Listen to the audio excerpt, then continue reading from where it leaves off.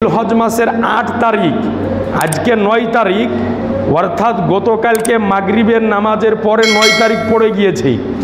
অর্থাৎ গত পরশুদিন 8 তারিখ রাত্রে সর্বপ্রথম ইব্রাহিম আলাইহিস সালাম মক্কার ধাত্রীতে স্বপ্ন দেখলেন যে আল্লাহ বললেন যে ইব্রাহিম তুমি আমার রাস্তাতে কুরবানি করো। জোরে বলেন সুবহানাল্লাহ। তো হযরতে ইব্রাহিম আলাইহিস সালাম পরের দিন সকালবেলাতে মক্কার ধাত্রীতে তিনি আল্লাহর রাহে অনেকগুলি উট কুরবানি করলেন। আবার 9 জিলহজ্জা অর্থাৎ গতকাল যে রাত্রি আমাদের নিকট থেকে গেল, এই রাত্রিতে আবার স্বপ্নে দেখতেছে যে ইব্রাহিম তুমি আমার রাস্তাতে কুরবানি করো।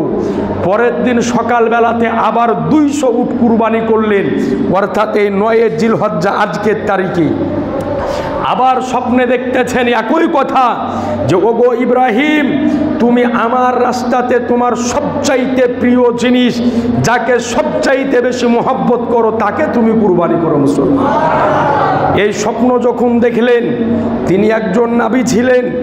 আমি আপনি যদি কোনো স্বপ্ন দেখি তো আমার আপনার স্বপ্ন মিথ্যা হতে পারে, আমার আপনার স্বপ্ন বানাওয়াটি হতে পারে, কিন্তু নবীগণ যে স্বপ্ন দেখে নবীগণের স্বপ্ন বানাওয়াটি হয় না, নবীগণের স্বপ্ন মিথ্যা হয় না। এই কারণে আজ আপনার নিকটে জানিয়ে রাখি, আল্লাহ রব্বুল আলামিন শয়তানকে যখন পৃথিবীর বুকে পাঠায় তো আজাজিল শয়তানকে আল্লাহ সমস্ত রকমের ক্ষমতা প্রদান করেছে।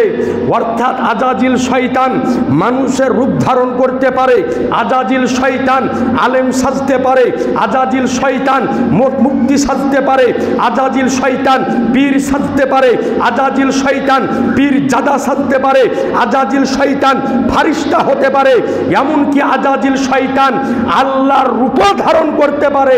কিন্তু সহিহ বুখারীর প্রথম খণ্ডের 21 পৃষ্ঠার মধ্যে স্পষ্ট আকারে হাদিস বর্ণিত হয়েছে, নবী আমার বলেন নিশ্চয় আল্লাহ পাক আজাজিল শয়তানের জন্য নবীর সুরাতকে ধারণ করা হারাম করে দিয়েছেন মুসলমান।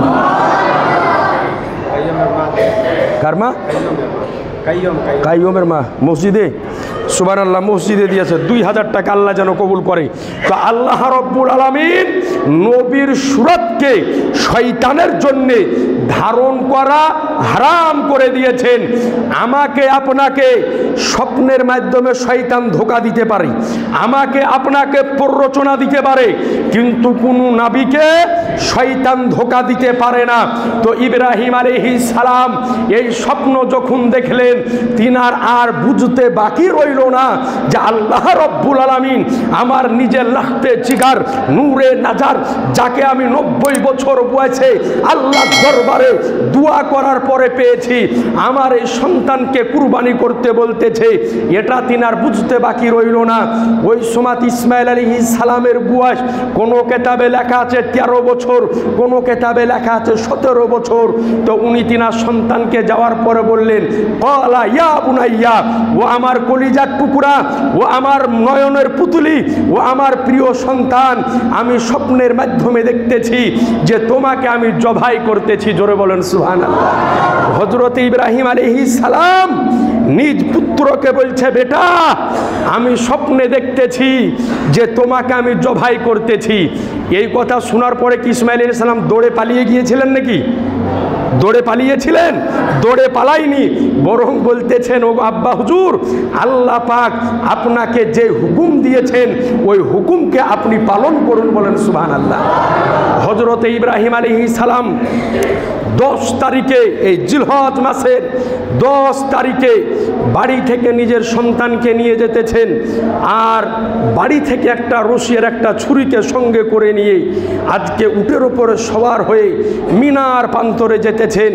তিনার বিবি হযরতে হাজেরা রাদিয়াল্লাহু তাআলা আনহা হযরত ইসমাইল আলাইহিস সালামকে ভালো করে গোসল করিয়ে আতর খুশবু সুরমা লাগিয়ে মাথাতে ভালো করে সিটি করে দিয়ে নিজের বাপের সাথে দিয়ে দিলেন। হযরতে ইব্রাহিম আলাইহিস সালাম নিজের সন্তানকে নেওয়ার পরে মিনার দিকে রওনা হয়ে গেল। এই দিকে এদিকে আজাজিল শয়তান দেখলো বাপরে কঠিন ব্যাপার, যদি ইব্রাহিমের কুরবানি আল্লাহর দরবারে কবুল হয়ে যায় তাহলে তো ইয়া বিশাল বড় একটা নেকির কাজ করে ফেলবে, আমাকে নেকির কাজ থেকে যেমন করে হোক আটকাতে হবে। সর্বপ্রথম আজাজিল শয়তান হযরতে হাজরা রাদিয়াল্লাহু আনহার নিকটে আসলেন, আসার পরে বলে যে হাজরা, তোমার বেটা ইসমাইলকে তোমার স্বামী ইব্রাহিম কোথায় নিয়ে গিয়েছে জানো? বলে এক বাদশার বাড়ি দাওয়াত খাওয়ার জন্য নিয়ে গিয়েছে। বলে না, বাদশার বাড়ি দাওয়াত খেতে নিয়ে যায়নি, বরং তোমার বেটা ইসমাইলকে ইব্রাহিম মিনার প্রান্তরে নিয়ে গিয়ে জবাই করবে, জবাই। তো হযরতে হাজরা রাদিয়াল্লাহু আনহা বললেন যে এটা হতে পারে? একজন মেহেরবান বাপ তার সন্তানকে কি কুরবানি করতে পারে? তো আজাজিল শয়তান বলল যে এটা হলো আল্লাহর হুকুম। তো হযরতে হাজরা রাদিয়াল্লাহু আনহা বললেন যে আজাজিল মারদুদ, পালা আমার নিকট থেকে, যদি এটা আল্লাহর হুকুম হয় তো এই রকম এক নয়, আল্লাহ যদি হাজারো ইসমাইল দান করে, হাজারো ইসমাইলকে আল্লাহর রাস্তায় আমি কুরবান করে দিব। একটু জোরে সুবহানাল্লাহ হবে না? এরপরে চলে গেল হযরতে ইব্রাহিমের কাছে, ইব্রাহিম ওকে তাড়িয়ে দিল, ইসমাইলের নিকটে, ইসমাইলও তাড়িয়ে দিল। এইবার দেখলো যে আমার ডাইল তো কোনো জায়গায় গড়ল না, এইবার তিনটা জায়গাতে শয়তান খাড়া হয়েছিল। একটা জায়গার নাম হলো জুমরাহে উকবা, হাদিস শরীফের মধ্যে এসেছে জুমরাহে উকবাতে দাঁড়ালো ইব্রাহিম আলাইহিস সালাম, ওই জায়গাতে তাকে 7টা পাথরের আঘাত করেছিল, ওই জায়গাতে সে মিসমাট হয়ে গিয়েছিল। এরপরে দাঁড়িয়েছিল জুমরাহে সানি, ওই জায়গাতে 7 পাথর মেরেছিল, ওই জায়গাতে মাটির সাথে মিসমাট হয়ে গেল। আর এক জায়গাতে শয়তান দাঁড়িয়েছিল, ওর নাম হলো জুমরাহে কুবরা, ওই জায়গাতেও 7টা পাথর নিক্ষেপ করেছিল, ওই জায়গাতেও শয়তান মিসমাট হয়ে গেল। আল্লাহ রব্বুল আলামিন বলেন আমার পয়গম্বর ইব্রাহিম আলাইহিস সালাম যে আজাজিল শয়তানকে 7টা করে পাথর নিক্ষেপ করলো, এই পাথর মারাটা আমি আল্লাহর কাছে এত ভালো লেগেছে যে কিয়ামত পর্যন্ত প্রত্যেক হাজির জন্য এই 7টা করে পাথর মানা ইব্রাহিমের সুন্নাত বানিয়ে দিলাম। একটু জোরে বলে দেন সুবহানাল্লাহ। এইবার হযরত ইব্রাহিম আলাইহিস সালাম হযরত ইসমাইল আলাইহিস সালামকে নিয়ে মিনার প্রান্তরে পৌঁছালেন, ব্যাগের ভিতর থেকে ছোরা এবং দড়ি বের করলেন। বের করার পরে হযরত ইসমাইল আলাইহিস সালাম 13 বছর বয়স, ডগডগে চেহারা, আল্লাহর নবী কি সুন্দর চেহারা। তো বলতেছেন যে আব্বা আপনি তো আমাকে জবাই করবেন, কিন্তু জবাই করার আগে আপনার নিকটে আমার 3টে ওসিয়াত আছে। বলে বেটা কি ওসিয়াত করো? বলে আব্বা আপনি যখন আমাকে জবাই করবেন, আমার গলায় যখন আপনি ছুরি চালাবেন তো আমার 2 হাত এবং পাকে আপনি বেঁধে দিয়েন। বলে তার কারণ হলো আমার গলাতে আপনি ছুরি যখন চালাবেন আমি হাত পা লড়াতে থাকবো, হিলাতে থাকবো, হয়তো দেখার পর আপনার ময়া বসে যেতে পারে। বলে বেটা তাই করব। দ্বিতীয় ওসিয়াত কি বলো? বলে আব্বা হুজুর আপনি যখন আমাকে জবাই করবেন তো আমাকে চিৎ করে নয় উবুড় করে শুতায়েন। তার কারণ হলো যে আপনার অন্তরের মধ্যে বাপের কলিজা আর আমার অন্তরের মধ্যে বেটার কলিজা।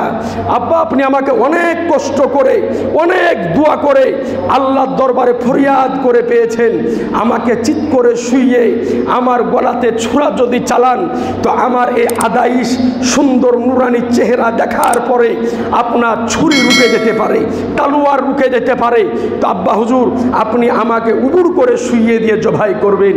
বললেন বেটা তৃতীয় ওসিয়াত কি বলো? বলে আব্বা আপনি যখন জবাই করে বাড়ি যাবেন তো আমার মাকে আপনি এই খবরটা দিবেন না, কারণ আমার মা হাজেরা যদি শুনতে পাই যে আমার বেটাকে জবাই করে দেওয়া হয়েছে আমার মা হয়তো সহ্য করতে পারবে না।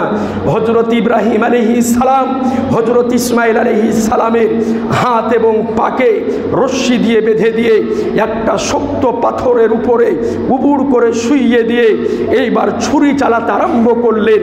চকচকে ধারালো অস্ত্র চালাতেছেন, কিন্তু আল্লাহর কসম গলার কাটা তো দূরের কথা, হযরতে ইসমাইল পয়গম্বরের গলার একটা পশম পর্যন্ত কাটে না। মুসলমান একটা পশম কাটে না। হযরতে ইব্রাহিম আলাইহিস সালাম চিন্তায় চিন্তিত হয়ে গেলেন, আল্লাহ আমি কি তাহলে পরীক্ষাতে নাকামিয়াব হয়ে গেলাম? আমি কি পরীক্ষাতে ফেল হয়ে গেলাম? আমার কুরবানি আল্লাহ তোমার দরবারে কি কবুল হবে না? দ্বিতীয়বার আবার ছুরি চালাতে আরম্ভ করলেন। আবার গলা যখন কাটে না, হযরতে ইব্রাহিম আলাইহিস সালাম জালালি মেজাজে আসার পরে ছুরিটাকে দ্রুত গতিতে জুড়ে চালিয়ে দিলেন। চালানোর পরে ওই ছুরি এত ধারালো ছিল, কেতাবের মধ্যে লেখা আছে যে একটা পাথরের উপরে পড়ার পরে ওই ছুরি পাথরকে দুভাগে ভাগ করে দিয়েছিল। মুসলমান, ছুরি যখন পাথরকে দুভাগে ভাগ করে দিল, ইব্রাহিম আলাইহিস সালাম ছুরিটাকে উঠালেন। উঠানোর পরে বাপ আর বেটা দুজনে মিলে হাউমাউ করে কাঁদতেছেন যে আল্লাহ কি তাহলে আমার কুরবানি কবুল করবে না? আল্লাহ কি আমার কুরবানি কবুল করবে না? আল্লাহ পাক কি আমার কুরবানি কবুল করবে না? হযরত ইব্রাহিম আলাইহিস সালাম ছুরিকে ডাক দিয়ে বলে, হ্যাঁ রে ছুরি, তুই শক্ত পাথরকে কেটে দুভাগে ভাগ করে দিতে পারিস, আর আমার বেটা ইসমাইলের নরম গলা, নাজুক গলা, কমজোর গলা, এই গলাটাকে তুই কাটতে পারিস না। আল্লাহ পাককে ছুরি ডাক দিয়ে বলে, আল্লাহ তুমি আমার জবানটা খুলে দাও, তোমার পয়গম্বর ইব্রাহিমের সঙ্গে দুটো কথা বলতে চাই। বলে দাও, আমার জবানটা খুলে দাও। আল্লাহ ছুরির জবান খুলে দিল। আল্লাহ পাকের ইশারাতে ছুরির জবান যখন খুলে গেল, ইব্রাহিম আলাইহিস সালামকে ছুরিতে বলে, যোগ ইব্রাহিম বলো, তোমাকে যখন নমরুদ আগুনে ফেলেছিল, তোমাকে আগুনে জ্বালাইতে কেন পারোনি বলো? তো বললে যে শোনো ছুরি, এই কারণে আমাকে জ্বালাইতে পারেনি, আল্লাহ আগুনকে অনুমতি দিয়েছিল, হুকুম দিয়েছিল ইব্রাহিমকে যেন না জ্বালানো হয়, এই কারণে জ্বালাইতে পারেনি। তো ছুরি বলে, ও গো ইব্রাহিম শোনো, আল্লাহ শুধু একবার অনুমতি দিয়েছিল যে ও আগুন ইব্রাহিমকে জ্বালায়ও না, আর আল্লাহ তো আমাকে একবার নয় ৭০ বার হুকুম দিচ্ছে যে ইসমাইলের একটা পশম পর্যন্ত জানে না কাটে। একটু জোরে সুবহানাল্লাহ বলেন। এইবার হযরত ইব্রাহিম আলাইহিস সালাম আবার তৃতীয়বার এইবার গলাতে ছুরি চালাতে আরম্ভ করলেন। আল্লাহ হুকুম দিলেন, ওগো জিবরাইল কোথায়? হযরতে জিবরিল আমিন সিদরাতুল মুনতাহাতে অবস্থান করতেছিলেন। বলেন যাও জান্নাতে জলদি করে যাও, আর জান্নাত থেকে একটা দুম্বা নিয়ে এসো। হযরতে জিবরিল আমিন আলাইহিস সালাম একটা দুম্বা নিয়ে আসলেন, আর নিয়ে আসার পরে একেবারে দ্রুত গতিতে মিনার প্রান্তরে পৌঁছে হযরত ইসমাইল আলাইহিস সালামকে খাড়া করে দিয়ে ওই জায়গাতে দুম্বাকে শুইয়ে দিলেন। কসম খোদার, আল্লাহর দরবারে ইব্রাহিম পয়গম্বরের কুরবানি আল্লাহ পাক কবুল করে নিয়েছিলেন। মুসলমান, একটু জোরে বলে দেন সুবহানাল্লাহ। এইবার ইব্রাহিম আলাইহিস সালাম যখনই ছুরি চলে গেল, চোখে পট্টি বাঁধা আছে, বুঝতে পারলেন না কি জবাই হলো। সঙ্গে সঙ্গে জিবরিল আমিন নারায়ে তাকবীর আল্লাহু আকবার আল্লাহু আকবার পড়লেন। ইব্রাহিম আলাইহিস সালাম লা ইলাহা ইল্লাল্লাহ আল্লাহু আকবার পড়লেন, আর ইসমাইল আলাইহিস সালাম ওয়ালিল্লাহিল হামদ পড়লেন। আল্লাহর দরবারে তিনার কুরবানিকে কবুল করা হলো। আসমান থেকে নিয়ে জমিন যতগুলি ফেরেশতা ছিল সকলে এক বাক্যে নারা দিতে আরম্ভ করলো, আল্লাহ তুমি হক বলেছো, সত্য বলেছো যে ইব্রাহিম পয়গম্বর ইসমাইলকে নয় তোমাকেই বেশি ভালোবাসেন। তো এরপর থেকে এই কুরবানির সিলসিলা আমাদের জন্য জারি হয়ে গেল। মুসলমান, তো আপনাদের নিকটে আরজ করব যে যিনারা কুরবানি করবেন একেবারে খুলুস দিলে, খুলুস অন্তরে আল্লাহর রিজামন্দি হাসিল হওয়ার উদ্দেশ্যে সকলেই কুরবানি করবেন। বলেন ইনশাআল্লাহ, জোরে বলে দেন ইনশাআল্লাহ। আপনাদের নিকটে আরজ করি এই কুরবানি আপনারা করবেন একমাত্র হযরতে ইব্রাহিম আলাইহিস সালামের সুন্নাত মনে করে। আর দ্বিতীয়ত হলো যে আপনাদেরকে আগেও বলেছি, এই বছর যে যা করলেন, সামনে বছর থেকে যিনারা কুরবানি করবেন, এই কুরবানির একদিন আগে একটা জানোয়ার কিনে নিয়ে এসে জবাই করে দিনু, এটা কিন্তু কুরবানি নয়। কুরবানি হলো ওটাই যে একটা জানোয়ারকে কিনে নিয়ে আসেন, তাকে বাড়িতে 6 মাস 1 বছর পোষণ পালন করেন, তাকে খাওয়ান, তার প্রতি আপনার একটা মহব্বতের সৃষ্টি হবে। তার গলাতে ছুরি যখন চলবে আপনার অন্তরে ব্যথা লাগবে, তার গলাতে ছুরি যখন চলবে আপনার চোখ দিয়ে 2 ফোঁটা পানি ঝরবে। এটার নাম হচ্ছে কুরবানি। কারণ আল্লাহ পাক তো ইব্রাহিম আলাইহিস সালামকে বলতে পারতেন যে তুমি আমার রাহে 5000 উট কুরবানি করো, উনি তো কিনে নিয়ে এসে সঙ্গে সঙ্গে করে দিতেন, তা নয়। আল্লাহ বলেছিলেন তোমার প্রিয় জিনিসকে আমার রাস্তায় কুরবানি করো। তো যখন একটা জানোয়ারকে আপনি মহব্বত করবেন, বাড়িতে খাওয়াবেন, তার গায়ে হাত বুলাবেন, তার প্রতি একটা ভালোবাসা হবে না? হবে না? জোরে বলেন না, ভালোবাসা হবে। ওই জানোয়ারটার গলাতে যখন ছুরি চলবে মনে দুঃখ লাগবে না? লাগবে না? অনেক কষ্ট হবে, অনেকে চোখ দিয়ে পানি পর্যন্ত ঝরে। তো এই রকম জিনিসকে আল্লাহর রাহে আমাকে আপনাকে কুরবানি করতে হবে। তো এই ইব্রাহিম আলাইহিস সালামের এ ছিল কুরবানির ইতিহাস। এইভাবে আল্লাহর দরবারে তিনার কুরবানি কবুল হয়েছিল। যাই হোক, আপনাদের নিকটে আরজ করব আগামীকালকে আমাদের সেই কুরবানির ঈদ। আপনারা সকলেই ভালো করে প্রস্তুতি নেন, একেবারে খুলুস অন্তরে আল্লাহ তাআলার রেজামন্দির উদ্দেশ্যে আমরা আল্লাহর রাহে এই কুরবানিকে জবাই করব। আল্লাহ পাক যেন তৌফিক দান করে। তবে যাই হোক ব্রাদারেন ইসলাম আজিজানে মোহতারাম, আর মাত্র 2 মিনিট সময় নিব। তো যাই হোক, আপনাদের নিকটে আরজ করব, আপনাদের মাদ্রাসা আপনারা সকলেই দেখেছেন, যিনারা আমার ঘরে ঢুকেছেন আপনারা দেখেছেন যে আমার ঘরে লাইব্রেরিতে কিন্তু বহুত কিতাব আমি নিয়ে রেখেছি। আপনাদের মাদ্রাসায় প্রায় এখন হিসাব করতে গেলে কমবেশ আমার আর আপনাদের মাদ্রাসার মিলিয়ে প্রায় 1.5 লক্ষ টাকার কিতাব ইনশাআল্লাহ তাআলা আমি